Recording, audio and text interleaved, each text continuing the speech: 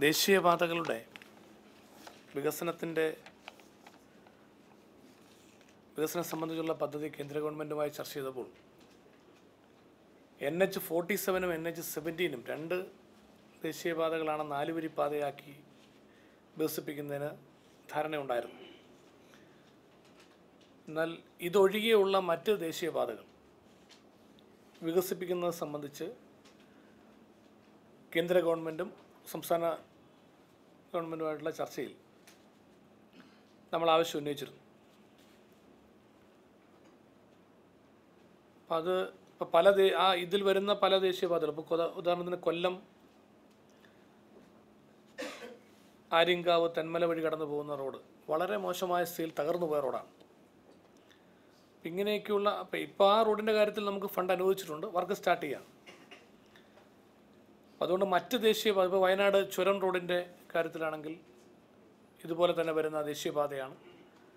എല്ലാ ഹെയർ പിന്നുകളെല്ലാം എല്ലാ വർഷവും മോശമായിക്കൊണ്ടിരിക്കുന്ന സ്ഥിതി വിശേഷമുണ്ട്. ഇങ്ങനെയുള്ള സാഹചര്യങ്ങളെല്ലാം കണക്കിലെടുത്ത് ഇത്തരത്തിലുള്ള മറ്റ് ദേശീയപാതകളുടെ വികസനത്തിന് കൂടി ഒരു പരിഗണന ഉണ്ടാകണമെന്ന് ആവശ്യപ്പെട്ടിരുന്നു.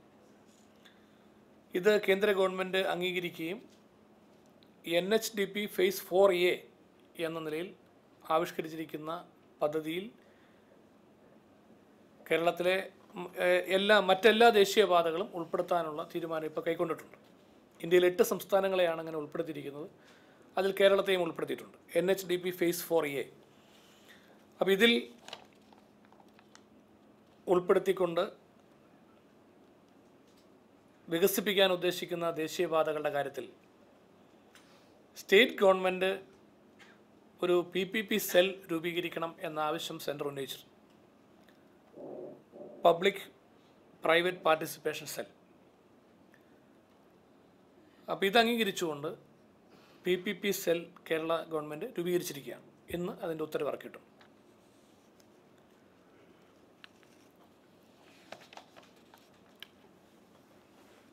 അപ്പം അതിൽ സെൻറ്റർ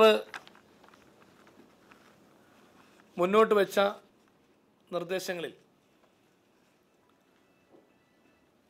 ഇപ്പോൾ നമ്മുടെ NH47 NH17 വികസിപ്പിക്കുന്നത് national highway authority of India NHAIയുടെ നേതൃത്വത്തിലാണ്. അപ്പോൾ അതിൻ്റെ നടപടിക്രമങ്ങളെല്ലാം അവർ തന്നെയാണ് ചെയ്യുന്നത്. ഇപ്പം 47-ൻ്റെയും 17-ൻ്റെയും കാര്യത്തിൽ പ്രാഥമികമായിട്ടുള്ള സർവേ നടത്തിയതും DPR തയ്യാറാക്കിയിരിക്കുന്നതും അലൈൻമെൻറ്റ് ഇപ്പോൾ ശുപാർശ ചെയ്തിരിക്കുന്നതും NHAI തന്നെയാണ്.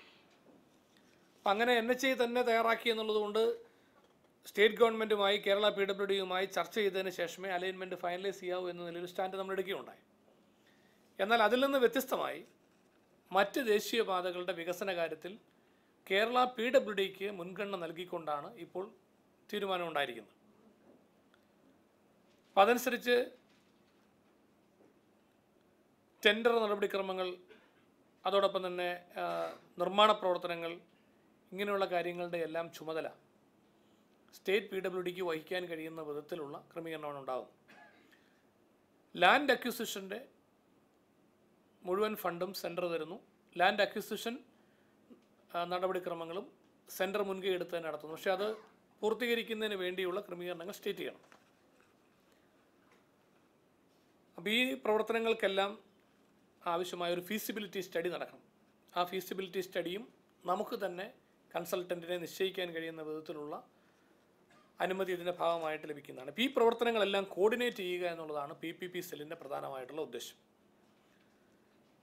ഇത് ഒരു എക്സിക്യൂട്ടീവ് എഞ്ചിനീയർ, അതുപോലെ ഒരു അസിസ്റ്റൻ്റ് എക്സിക്യൂട്ടീവ് എഞ്ചിനീയർ, 2 അസിസ്റ്റൻ്റ് എഞ്ചിനീയർമാർ എന്നിവരെ ഉൾപ്പെടുത്തിക്കൊണ്ടാണ് PPP സെൽ രൂപീകരിച്ചിരിക്കുന്നത്. പുതിയ ഉദ്യോഗസ്ഥരെ ഇതിനു വേണ്ടിയിട്ട് നമ്മൾ കണ്ടെത്തുകയല്ല. നിലവിൽ PWDയിലുള്ള അധികമായി നിൽക്കുന്ന ഉദ്യോഗസ്ഥരെ തന്നെ പുനർവിന്യാസത്തിലൂടെ ഇവിടെ നിയമിക്കുകയാണ്. അപ്പോൾ സാമ്പത്തിക ബാധ്യത ഇതിൻ്റെ പേരിൽ വരുന്നില്ല. ഇതിൻ്റെ ഭാഗമായി ഇപ്പോൾ പരിഗണിച്ചിരിക്കുന്ന റോഡുകൾ, ഒന്ന് NH49 കൊച്ചി മധുര, NH208 കൊല്ലം ആര്യങ്കാവ് ചെങ്കോട്ട തിരുമംഗലം, കൊല്ലം ആര്യങ്കാവ് ചെങ്കോട്ട റോഡ്, 212 കോഴിക്കോട് കൽപ്പറ്റ ബത്തേരി മൈസൂർ റോഡ്, വയനാട് ചുരം വഴി കടന്നു പോകുന്ന road. Kozhikode Kalpetta Bathery Mysore road. 213 Kozhikode Palakkad road.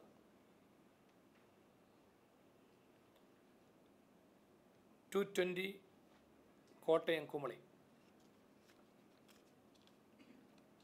Kottayam Kumily എന്ന് പറയുമ്പോൾ അതും കൊല്ലം തേനി എന്നാണ് അതിൻ്റെ ഒറിജിനൽ പേര്. അതിൽ നമുക്ക് കൊട്ടാരക്കര മുതൽ കോട്ടയം വരെ KSTP പദ്ധതിക്കകത്ത് വരുന്നത് കൊണ്ടാണ് കോട്ടയം കുമളി എന്ന നിലയിൽ പറഞ്ഞത്.